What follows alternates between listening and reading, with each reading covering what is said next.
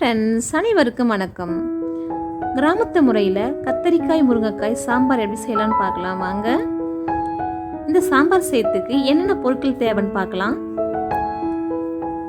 நெல்லிக்காய் அளவு புளி, 1 டீஸ்பூன் ஜீரகம், 1 டீஸ்பூன் கடுகு, 1/2 டீஸ்பூன் பெருங்காய பொடி, 1/2 டீஸ்பூன் மஞ்சள் பொடி,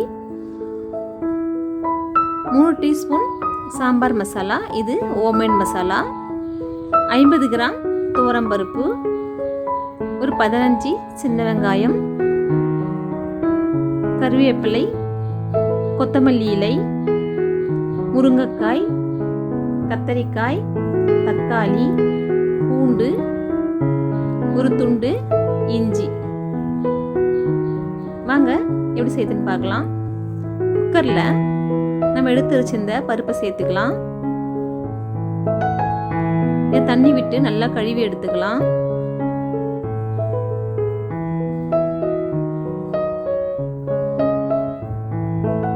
இதனோட பருப்பு வேகிற அளவுக்கு தண்ணி விட்டுக்கின்னு 1/2 டீஸ்பூன் மஞ்சள் பொடியும் கொஞ்சமாக உப்பும் சேர்த்துக்கலாம். பூண்டும் இஞ்சியும் சேர்த்துக்கலாம். இந்த மாதிரி பூண்டும் இஞ்சியும் சேர்த்து வேக வச்சோம்னா வாய் தொல்லை இருக்காது. இப்போ இதை வேக வச்சுக்கலாம். புளியை தண்ணி ஊற்றி ஊற வச்சிடலாம். ஒரு மண் சட்டியில் காய்கறிலாம் வேகிற அளவுக்கு தண்ணி எடுத்துக்கலாம். நான் 3 கிளாஸ் தண்ணி எடுத்திருக்கேன். இதனோட கட் பண்ண கத்திரிக்காயை சேர்த்துக்கலாம். பூண்டு சேர்த்துக்கலாம். சின்ன வெங்காயம் சேர்த்துக்கலாம். முருங்கைக்காய் சேர்த்துக்கலாம். தக்காளி சேர்த்துக்கலாம்.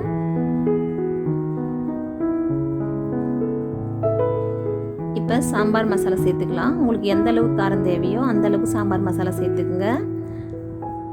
உப்பு சேர்த்துக்கலாம். இந்த சாம்பாருக்கு தேவையான உப்பு சேர்த்துக்கலாம்.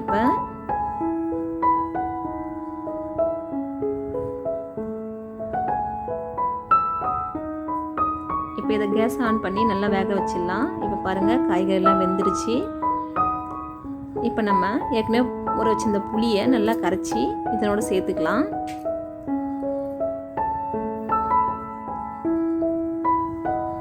கிராமங்களில் இது மாதிரி காய்கறி வேக வச்சு தான் சாம்பார் செய்வாங்க. அடுப்பில் செஞ்சோம்னா இன்னும் அருமையாக இருக்கும். பருப்பு இப்போ நல்லா அழகாக வெந்துருச்சு.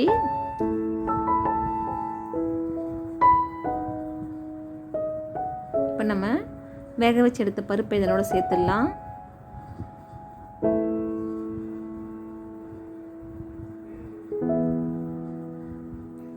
இது மாதிரி சாம்பார் செஞ்சு சாப்பிடுங்க. அருமையாக ரொம்ப டேஸ்ட்டாக இருக்கும்.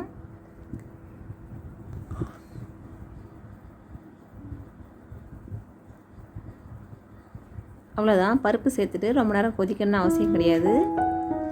ஒரு கொதி வந்தோடனே கேஸ் ஆஃப் பண்ணிடலாம். இப்போ நம்ம சாம்பாரை தாளிச்சிடலாம். ஒரு தாளிப்பு கரண்டியில்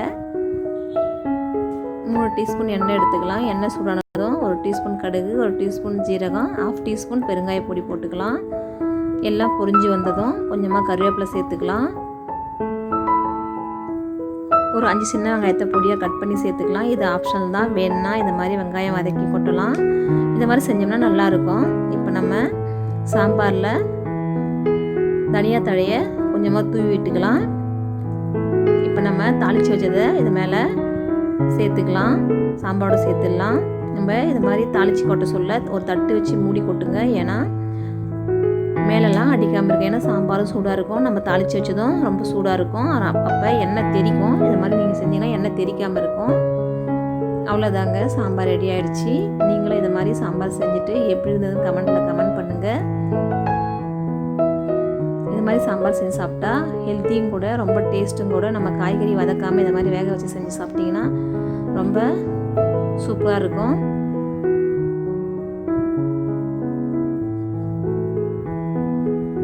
Thanks for watching.